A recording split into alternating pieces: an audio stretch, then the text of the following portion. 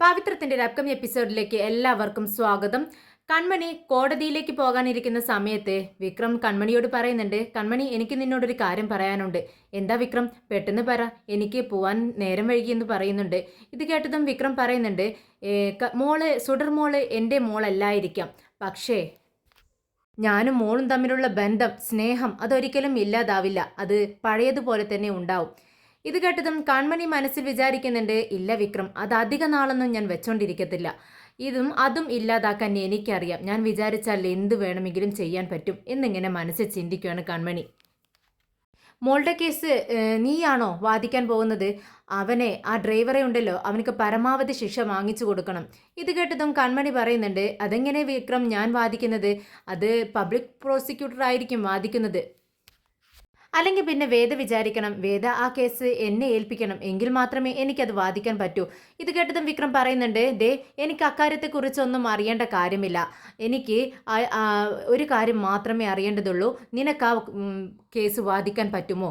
നീ ആ കേസ് വാദിച്ച് അതിന് പരമാവധി ശിക്ഷ അവനക്ക് മേടിച്ചു കൊടുത്താൽ ഞാൻ നിനക്ക് എന്ത് വേണമെങ്കിലും വാങ്ങിച്ചു തരും. അല്ല, നിനക്ക് എന്തെങ്കിലും ആഗ്രഹമുണ്ടെങ്കിൽ അതും ഞാൻ സാധിപ്പിച്ചു തരുമെന്ന് പറയുന്നു. ഇത് കേട്ടതും കൺമണിയുടെ മനസ്സിലൊരു ലഡു പൊട്ടുകയാണ്. ഓഹോ, അങ്ങനെയാണോ? എങ്കിൽ നോക്കിക്കോ, ഞാൻ നിന്നോടുള്ള സ്നേഹം തുറന്നു പറയും വിക്രം. നീ പറഞ്ഞില്ലേ എൻ്റെ എന്താഗ്രഹവും നീ സാധിപ്പിച്ചു തരുമെന്ന്. അപ്പോൾ ഇക്കാര്യം ഞാൻ എന്തായാലും സാധിപ്പിച്ചെടുക്കും. എന്നിട്ട് എൻ്റെ മനസ്സിലുള്ള നിന്നോടുള്ള പ്രണയം ഞാൻ നിന്നോട് തുറന്നു പറയുകയും ചെയ്യും എന്നിങ്ങനെ ചിന്തിച്ചുകൊണ്ട് പുഞ്ചിരിയോടെ നിൽക്കുവാണ് കൺമണി. കൺമണി ഒന്നും മിണ്ടാതെ ഇങ്ങനെ പുഞ്ചിരിച്ച് നിൽക്കുന്നത് കണ്ട് വിക്രം ചോദിക്കുന്നുണ്ട്, എന്താ കൺമണി നീ ഒന്നും മിണ്ടാതെ വല്ലാത്തൊരു എക്സ്പ്രഷനിൽ നിൽക്കുന്നത്? ഇത് കേട്ട് കൺമണി പറയുന്നുണ്ട്, അല്ല ഞാൻ ചിന്തിക്കുമായിരുന്നു വിക്രമിനോട് എന്ത് ആവശ്യപ്പെടണമെന്ന് എൻ്റെ ആഗ്രഹം ഞാനിങ്ങനെ ചിന്തിക്കുമായിരുന്നു എന്നിങ്ങനെ പറയുമ്പോൾ, അതൊക്കെ ചിന്തിക്കാൻ ഇനിയും സമയമുണ്ടല്ലോ, ആദ്യം ഞാൻ പറഞ്ഞ കാര്യം നീ സാധിപ്പിച്ചെടുക്ക്, എൻ്റെ ആഗ്രഹം അത് നടത്തിത്താ, എന്നിട്ട് നിനക്ക് എന്ത് വേണമെങ്കിലും ഞാനും സാധിപ്പിച്ചു തരും. ശരി വിക്രം, ലേറ്റായി, ഞാൻ പോവാണെന്ന് പറഞ്ഞ് പെട്ടെന്ന് അവിടെ നിന്നും പുറത്തിറങ്ങുന്നു. വീട്ടിൽ നിന്ന് പുറത്തിറങ്ങിയ ഉടനെ കൺമണി ചിന്തിക്കുന്നുണ്ട്, അല്ല ഞാനിപ്പോൾ പുറത്തു പോയാൽ ആ വിജി മാഡം എങ്ങാനും വിക്രമിനെ വിളിക്കുമോ? അല്ല, വിക്രം വിജി മാഡത്തെ വിളിച്ചാലോ സുഡർമോളുടെ വിശേഷങ്ങൾ അറിയാൻ? ഓക്കെ, എന്തായാലും ആ വിളി അത്ര ശരിയല്ല, അവർ തമ്മിൽ വിളിക്കാൻ പാടില്ല.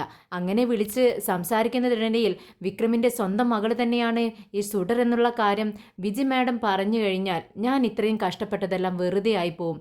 അതുകൊണ്ട് അതങ്ങ് തടയണം എന്ന് പറഞ്ഞുകൊണ്ട് പെട്ടെന്ന് ഫോൺ എടുത്ത് വിജി മാഡത്തിന് വിളിക്കുന്നുണ്ട്. വിജയ് ഹലോ എന്ന് പറഞ്ഞതും ഞാൻ കൺമണിയാണെന്ന് പറയുന്നുണ്ട്. എന്താ കൺമണി, ഞാൻ ഇപ്പോൾ തന്നെ വിക്രമിന് വിളിക്കാൻ ഇരിക്കുകയായിരുന്നു, അപ്പോഴാണ് കൺമണി വിളിക്കുന്നതെന്ന് പറയുന്നുണ്ട്. ഉടനെ കൺമണിക്ക് സമാധാനമാവുന്നുണ്ട്, എന്തായാലും വിക്രമിന് വിളിച്ചിട്ടില്ലല്ലോ. ഉടനെ തന്നെ കൺമണി പറയുന്നുണ്ട്, അതെന്തായാലും നന്നായി വിക്രമിന് വിളിക്കാതിരുന്നത്. എന്തായാലും ഇനി വിക്രമിന് വിളിക്കണ്ട. അതെന്താ കൺമണി നീ അങ്ങനെ പറയുന്നത്? വിക്രം വളരെ ദേഷ്യത്തിലാണ് മാഡം. മാഡം സ്വന്തം മകളാണ് സുഡർമോള് എന്ന് പറഞ്ഞ് വിക്രമിനെ തെറ്റിദ്ധരിപ്പിച്ചില്ലേ? അത് വിക്രമിന് ഒട്ടും ഇഷ്ടപ്പെട്ടിട്ടില്ല. അവനക്കത് സഹിക്കാൻ കഴിയുന്നതിലും അപ്പുറമായിരുന്നു. വേദയുടെയും വിക്രമിൻ്റെയും മകളാണെന്ന് മുൻപ് പറഞ്ഞില്ലല്ലോ, അത് നിങ്ങൾ മറച്ചു വെച്ചില്ലേ? അതുകൊണ്ട് തന്നെ ആ സങ്കടം അവനക്ക് സഹിക്കാൻ കഴിയുന്നില്ല.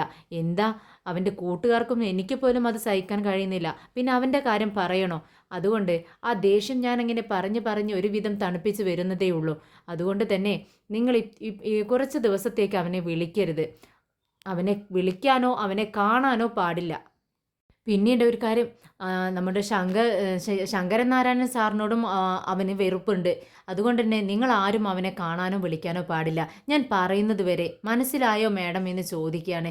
ഇത് കേട്ടതും നമ്മുടെ വിജി, നിഷ്കളങ്കയായ ഒരു സ്ത്രീയാണ് വിജി, അതുകൊണ്ട് ഇവൾ പറയുന്നതെല്ലാം വിശ്വസിക്കുന്നുണ്ട്. വിജി പറയുന്നുണ്ട്, ശരി കൺമണി, നീ പറയുന്നത് വരെ ഞാൻ വിളിക്കുന്നില്ല. എന്തായാലും എനിക്ക് ഒരുപാട് വിഷമമുണ്ട്. ഞാൻ അവനെ പറഞ്ഞ് വിളിച്ച് സംസാരിച്ച് എല്ലാം സോൾവ് ചെയ്യാമെന്നാണ് വിചാരിച്ചത്. പിന്നെ ഒരു വിശേഷമുണ്ട് കൺമണി, മോള് കണ്ണ് തുറന്നു. ആ സന്തോഷം കൂടി അവനെ അറിയിക്കാമെന്ന് വിചാരിച്ചാ ഞാൻ അവനെ കോൾ ചെയ്യാൻ വേണ്ടി നിന്നത്. എന്തായാലും നീ ആ വിശേഷം അവനോട് പറഞ്ഞേക്കണേ എന്ന് പറഞ്ഞുകൊണ്ട് ഫോൺ കട്ട് ചെയ്യുന്നുണ്ട്. ഫോൺ വെച്ച ഉടനെ കൺമണിക്ക് വളരെ സന്തോഷമാവുകയാണ്. എന്തായാലും ആ ഒരു ഗ്യാപ്പും വിക്രമും വിജയും കൂടി സംസാരിക്കാനുള്ള ആ ഒരു സ്പേസ് കൂടി അടച്ചതുകൊണ്ട് വളരെ സമാധാനത്തിൽ കോർട്ടിലേക്ക് പോവുകയാണ് കൺമണി. അങ്ങനെ കൺമണി വേദിയുടെ അടുത്തെത്തുന്നു. ഈ കേസ് വാദിക്കാനുള്ള സ്പെഷ്യൽ പെർമിഷൻ കൺമണി വേദിയിൽ നിന്നും വാങ്ങുന്നുണ്ട്. പിന്നീട് വിക്രമും ഫ്രണ്ട്സും കമലാമ്മയും കൂടി അമ്പലത്തിലെത്തുന്നു. വിക്രം കുറച്ച് നേർച്ചകളെല്ലാം നേർന്നിട്ടുണ്ട് നമ്മുടെ സുഡർ മോള് പെട്ടെന്ന് സുഖപ്പെട്ട് വരാൻ വേണ്ടി. അതെല്ലാം ചെയ്യാൻ വേണ്ടിയാണ് വിക്രം അമ്പലത്തിലെത്തിയിരിക്കുന്നത്.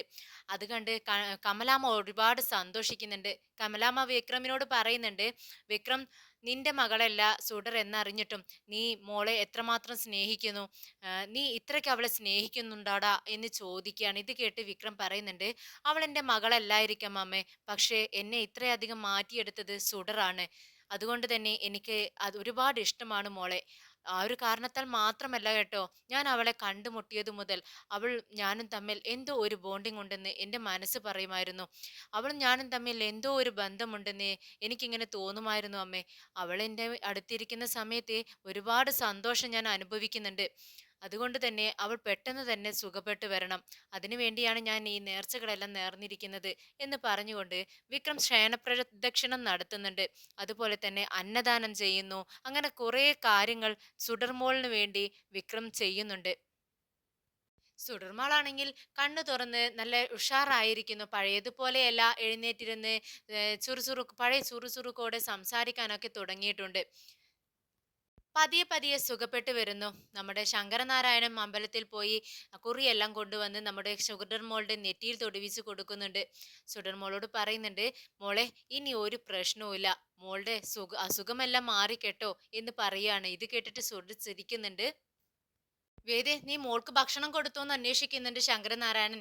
കൊടുത്തു വച്ചാ, പക്ഷെ അവൾ അധികം കഴിക്കുന്നില്ല. പഴയ പോലെയൊന്നും കഴിക്കാൻ പറ്റുന്നില്ല. മോള് നന്നായി ഭക്ഷണം കഴിച്ചിരുന്നതല്ലേ, പക്ഷേ അതുകൊണ്ട് തന്നെ ഇപ്പോൾ അവൾക്ക് ഭയങ്കര ക്ഷീണമുണ്ട്. തരുൺ പറഞ്ഞത് പതിയെ പതിയെ ശരിയായി വരുമെന്ന് പറഞ്ഞു അച്ഛാ എന്ന് പറയുന്നുണ്ട്. അപ്പോഴേക്കും തരുൺ ഡോക്ടർ അങ്ങോട്ടേക്ക് വരുന്നുണ്ട്. എന്താ എല്ലാവരും നല്ല സന്തോഷത്തിലാണല്ലോ എന്ന് ചോദിക്കുന്നുണ്ട്.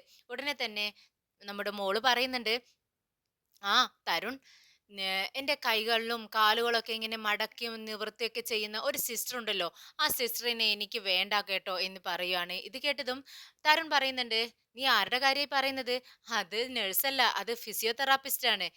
പക്ഷേ അത് നിർത്താൻ പറ്റത്തില്ല മോളെ. അങ്ങനെ ചെറിയ വേദനയൊക്കെ ഉണ്ടാവും, അതൊക്കെ സഹിക്കണ്ടേ.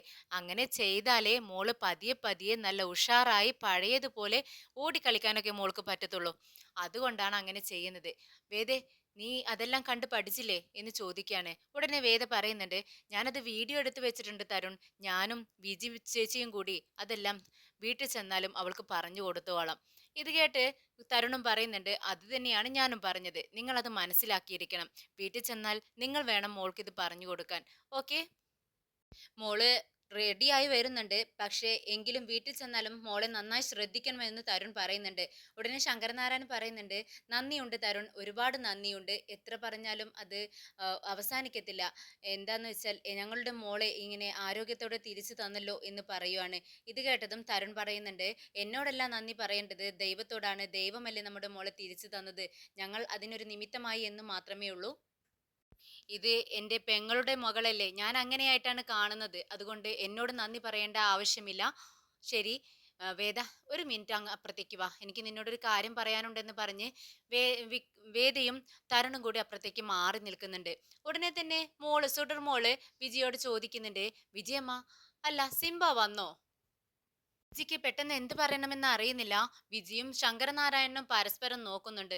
പെട്ടെന്ന് വിജി മോളോട് പറയുന്നുണ്ട്, ആ വന്നിട്ടുണ്ടായിരുന്നോ, അവൻ നിന്നെ കണ്ട് സങ്കടത്തോടെ ഒരുപാട് നേരം കരയൊക്കെ ചെയ്തു കേട്ടോ എന്ന് പറയാണ്. ഉടനെ തന്നെ സുഡർ പറയുന്നുണ്ട്, ആണോ, അങ്ങനെയാണെങ്കിൽ അവനെ വിളിക്ക്, എനിക്ക് അവനെ കാണണം, പെട്ടെന്ന് ഇങ്ങോട്ടേക്ക് വരാൻ പറ. പെട്ടെന്ന് ശങ്കരനാരായണൻ പറയുന്നുണ്ട്, അത് മോളെ, സിംബ ഇവിടെ ഇല്ല. സിംബ ഒരു സ്ഥലം വരെ പോയിരിക്കുകയാണ്, പ്രധാനപ്പെട്ട ഒരു ജോലി തീർക്കാൻ വേണ്ടി. അത് കഴിഞ്ഞതും സിംബ നിന്റെ അടുത്ത് വരും. ഓക്കെ, പോ മുത്തശ്ശ, എന്നോട് ഒന്നും വേണ്ടണ്ട. ദേ, വേദ എപ്പോഴും ജോലി ജോലി എന്ന് പറഞ്ഞുകൊണ്ട് എന്നെ വിട്ടു പോവും. അതുപോലെ തന്നെയാ ഇപ്പൊ സിംബയും ചെയ്യുന്നത്. എന്നെ വിട്ടു പോവല്ലേ, എന്റെ അടുത്തേക്ക് വരുന്നില്ലല്ലോ. ഉടനെ വിജി പറയുന്നുണ്ട്, എന്താ മോളെ ഇത്, നീ വിചാരിച്ച സമയങ്ങളിലെല്ലാം അവൻ നിന്റെ അടുത്ത് ഓടി എത്തിയിട്ടില്ലേ? ഇപ്പോൾ വരാൻ പറ്റാത്തത് അവൻ ഇവിടെ സ്ഥലത്തില്ലാത്തത് കൊണ്ടല്ലേ? ഒരു പ്രധാനപ്പെട്ട ജോലിക്ക് തീർക്കാനായി ഇവിടെ ദൂരെ ഒരു സ്ഥലത്തേക്ക് പോയിരിക്കുക. അവിടെ നിന്ന് തിരിച്ചു വരുന്ന സമയം 2 ദിവസം കൊണ്ട് അവൻ തിരിച്ചു വരും. വന്ന ഉടനെ നിന്നെ കാണാൻ അവൻ ഓടി എത്തത്തില്ലേ? മോൾക്ക് അറിയാവുന്ന കാര്യമല്ലേ എന്ന് ചോദിക്കുകയാണ്.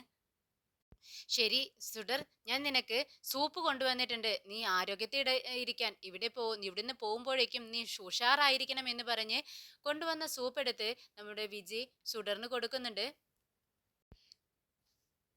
വേദ കളക്ടർ ഓഫീസിൽ ഇരിക്കുന്ന സമയത്ത് ഭവാനി പെട്ടെന്ന് വേദയെ കാണാനായി അങ്ങോട്ടേക്ക് വരുന്നുണ്ട്. വേദ ചോദിക്കുന്നുണ്ട്, നിങ്ങൾ കളക്ടറെ കാണാൻ ഇടയ്ക്കിടയ്ക്ക് ഇങ്ങനെ വരുന്നത് ശരിയാണോ? കളക്ടറുടെ സമയത്തിന് വിലയില്ലേ എന്ന് ചോദിക്കുകയാണ്. ഇത് കേട്ടതും ഭവാനി പറയുന്നുണ്ട്, മാഡം, എനിക്ക് മാഡത്തോട് പേഴ്സണലായിട്ട് സംസാരിക്കാനുണ്ടായിരുന്നു. മേഡത്തെ കണ്ട് നേരിട്ട് പറയേണ്ട ഒരു കാര്യമായിരുന്നു. അതുകൊണ്ടാണ് മേഡത്തെ തന്നെ കാണണമെന്ന് ഞാൻ വാശി പിടിച്ചത്.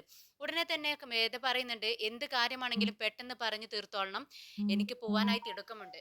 ഉടനെ ഭവാനി പറയുന്നുണ്ട്, മാഡം, മാഡത്തിന് അറിയാമല്ലോ, മേഡവും കുഞ്ഞും സഞ്ചരിക്കുന്ന കാറിന്റെ ബാക്കിൽ ഒരു ലോറി ഇടിച്ചില്ലേ?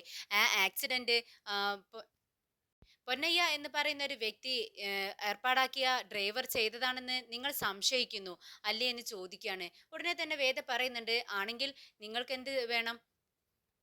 പോലീസ് ഓഫീസർ കപിലനും ഒപ്പമുണ്ട്.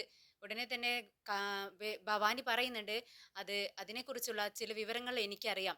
എന്ത് വിവരങ്ങളാണ് തൻ്റെ കയ്യിലുള്ളതെന്ന് കപിലൻ ചോദിക്കുന്നുണ്ട്. നിങ്ങൾ സംശയിക്കുന്നത് പോലെ ആ ആക്സിഡന്റ് ഉണ്ടാക്കിച്ചത് നമ്മുടെ പൊന്നയ്യ തന്നെയാണ്. പൊന്നയ്യ ഏർപ്പാടാക്കിയ ആ ഒരു ഡ്രൈവറാണ് അത് ചെയ്തത്. പക്ഷേ ആ ഡ്രൈവറെ ഏർപ്പാടാക്കിയത് ആരാണെന്ന് നിങ്ങൾക്കറിയാമോ എന്ന് ചോദിക്കുകയാണ്. ഉടനെ വേദ ചോദിക്കുന്നുണ്ട്, ആരാണ്? കപിലനും ആകാംക്ഷയോടെ ചോദിക്കുന്നുണ്ട്, ആരാ? നിങ്ങൾ എന്താണ് ഈ പറഞ്ഞു വരുന്നത്? ഉടനെ ഭവാനി പറയുന്നുണ്ട്, അത് അത് ആ വിക്രമാണ് ആ ഡ്രൈവറെ ഏർപ്പാടാക്കി കൊടുത്തത്.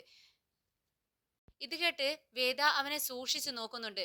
കപിലൻ ചോദിക്കുന്നുണ്ട്, ഇത് എങ്ങനെ നിങ്ങൾക്ക് ഉറപ്പ് പറയാൻ പറ്റുന്ന കാര്യമാണ്? ഇതിന് നിനക്ക് ഉറപ്പുണ്ടോ എന്ന് ചോദിക്കുകയാണ്. സാർ, ഞാൻ മുമ്പൊരു റൗഡി ആയിരുന്നു. ഇപ്പോഴും എനിക്ക് ആ ഏരിയയിലെല്ലാം നല്ല കണക്ഷൻ ഉണ്ട്. അതുകൊണ്ട് എന്ത് സംഭവം ഉണ്ടായാലും അപ്ഡേറ്റുകൾ എനിക്കിങ്ങനെ വന്നുകൊണ്ടേ ഇരിക്കും. അങ്ങനെ ഞാൻ അറിഞ്ഞതാണ്. ഉടനെ കപിലൻ ചോദിക്കുന്നുണ്ട്, ഇതെല്ലാം സത്യമാണെന്ന് ഞങ്ങൾ എങ്ങനെ വിശ്വസിക്കും? അപ്പോൾ ഭവാനി പറയുന്നുണ്ട്, അത് സാർ, അതിനുള്ള തെളിവുകളെല്ലാം നിങ്ങൾ കണ്ടെത്തണം. ഇൻഫർമേഷൻ തരിക എന്നുള്ള ഒരു കടമ മാത്രമേ എനിക്കുള്ളൂ. അത് ഞാൻ തന്നു കഴിഞ്ഞു. ഇനി അത് തെളിയിക്കേണ്ടത് ഉത്തരവാദിത്തം നിങ്ങൾ പോലീസിനുള്ളതാണ്. ഞാൻ പറയുന്ന ആംഗിളിൽ നിങ്ങൾ അന്വേഷിച്ചാൽ വിക്രമാണ് ഇതിന് പിറകിലുള്ളതെന്ന് നിങ്ങൾക്ക് വ്യക്തമായി മനസ്സിലാക്കാൻ കഴിയും സാർ എന്ന് പറയുന്നുണ്ട്. ഉടനെ ഇതെല്ലാം കേട്ട് വേദയും ചോദിക്കുന്നുണ്ട്, ഇതെല്ലാം നിങ്ങൾ ഈ പറയുന്ന കാര്യങ്ങളെല്ലാം സത്യമാണെന്ന് ഞങ്ങൾ എങ്ങനെ വിശ്വസിക്കും? നിങ്ങൾക്ക് ആക്സിഡന്റ് ആയ ദിവസം വിക്രം എവിടെയായിരുന്നു എന്ന് നിങ്ങൾ അന്വേഷിക്കുക. അവൻ ഈ സ്ഥലത്തുണ്ടായിരുന്നില്ല, അവൻ ചെന്നൈയിലായിരുന്നു. എന്നും ഇവിടെ നാട്ടിൽ തന്നെ ഉണ്ടായിരിക്കുന്ന അവൻ അന്നേ ദിവസം മാത്രം എന്തിനാണ് അവൻ അങ്ങോട്ടേക്ക് പോയത്, അങ്ങോട്ട് മാറി നിന്നത്? എന്തിനാണെന്നറിയാമോ സാർ? ഇക്കാര്യത്തിൽ, ഈ കേസിൽ അവന് മേൽ സംശയം ഇല്ലാതാക്കാൻ വേണ്ടിയാണ് അവൻ ഇവിടെ നിന്നും മാറി നിന്നത്. ശരി, നിങ്ങളുടെ ഇൻഫോർമേഷന് താങ്ക്സ് എന്ന് പറയാണ് വേദ. ഉടനെ തന്നെ ഭവാനി, അല്ല മാഡം, ഞാൻ ഫുള്ളായി പറഞ്ഞില്ല, ഞാൻ പറയട്ടെ മാഡം, ഞാൻ പറഞ്ഞത് എന്നൊക്കെ പറഞ്ഞ് വീണ്ടും ഇങ്ങനെ കള്ളം പറയാൻ വേണ്ടി നിൽക്കുകയാണ് ഭവാനി. ഉടനെ തന്നെ ഇതെല്ലാം കേട്ട് നമ്മുടെ വേദ പറയുന്നുണ്ട്, നീ പറയാനുള്ളതെല്ലാം പറഞ്ഞു കഴിഞ്ഞല്ലോ, ഇനി നിനക്ക് പോകാം." അങ്ങനെ ഭവാനി അവിടെ നിന്നും പുറത്തിറങ്ങുന്നുണ്ട്. ഉടനെ കപിലൻ ചോദിക്കുന്നുണ്ട് വേദയോട്, വേദേ, നമുക്ക് ആ വിക്രമിനെ അറസ്റ്റ് ചെയ്താലോ? ഇത് കേട്ടതും വേദ പറയുന്നുണ്ട്, വേണ്ട വേണ്ട കപിലൻ. അതെന്താ? ഇത്രയും പെർഫെക്റ്റ് ആയി അവൻ വന്ന് മൊഴി പറയുന്നു, അവൻ കുറ്റവാളിയാണെന്ന് പറയുന്നു. അങ്ങനെയാണെങ്കിൽ നമുക്ക് അവനെ അറസ്റ്റ് ചെയ്യാമല്ലോ. ഇത് കേട്ടതും വേദ പറയുന്നുണ്ട്, ഇല്ല കപിലൻ, വിക്രമിനെ കുറിച്ച് നിങ്ങൾക്കൊന്നും അറിയില്ല. എനിക്കവനെ നന്നായിട്ട് അറിയാം. അങ്ങനെ ആരെങ്കിലും ഒരാളെ അവൻ ആക്സിഡന്റ് ആക്കണമെന്ന് അവൻ വിചാരിച്ചിട്ടുണ്ടെങ്കിൽ അവൻ നേരിട്ട് വന്ന് ആ കർത്തവ്യം അങ്ങനെ ചെയ്തു തീർക്കും. അല്ലാതെ മറ്റൊരാളെ കൊണ്ട് ചെയ്യിച്ച് അത് കണ്ടു നിൽക്കുന്ന സ്വഭാവം വിക്രമിനില്ല. വിക്രം ഒരു കാര്യം ചെയ്യാൻ തീരുമാനിച്ചാൽ അത് നേരിട്ട് ചെയ്യും. അങ്ങനെ നേരിട്ട് ചെയ്യാതെ ഒളിഞ്ഞിരുന്ന് ചെയ്യുന്ന സ്വഭാവം അവനിക്കില്ല. പിന്നെ അവൻ ഇങ്ങനെയുള്ള കാര്യങ്ങൾ ചെയ്യത്തുമില്ല.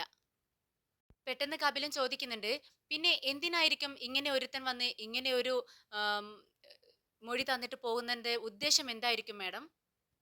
അത് ഇവന്റെ ചേട്ടനെ കൊന്നത് നമ്മുടെ വിക്രമാണെന്നാണല്ലോ വിശ്വസിക്കുന്നത്.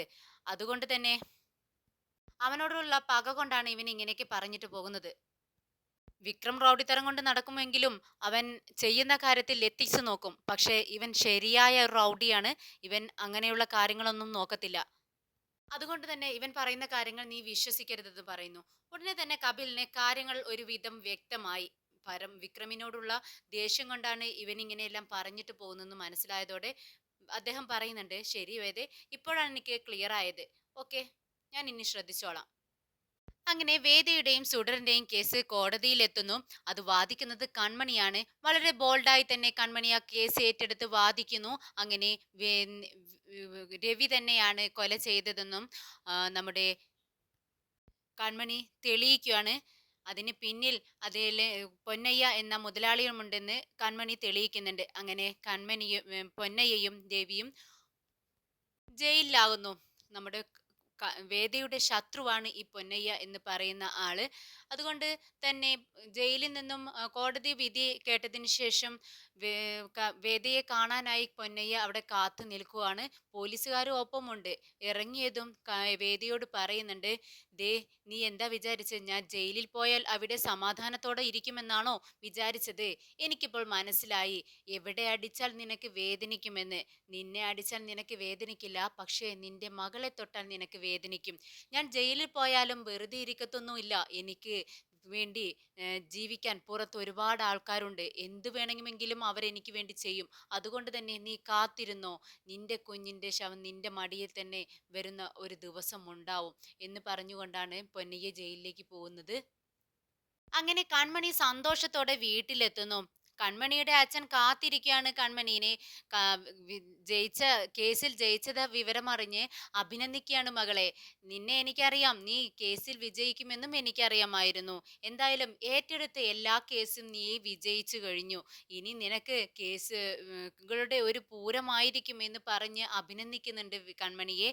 താങ്ക് യു അച്ഛ എന്ന് കൺമണിയും പറയുന്നു. എന്നാൽ ഇതൊന്നും കൊണ്ട് നമ്മുടെ വിക്രം സന്തോഷിക്കുന്നില്ല. വിക്രം ഇനിയും ടെൻഷനിലാണ്. വേദയും കുഞ്ഞിനെയും ആക്രമിച്ച പൊന്നയെയും ആ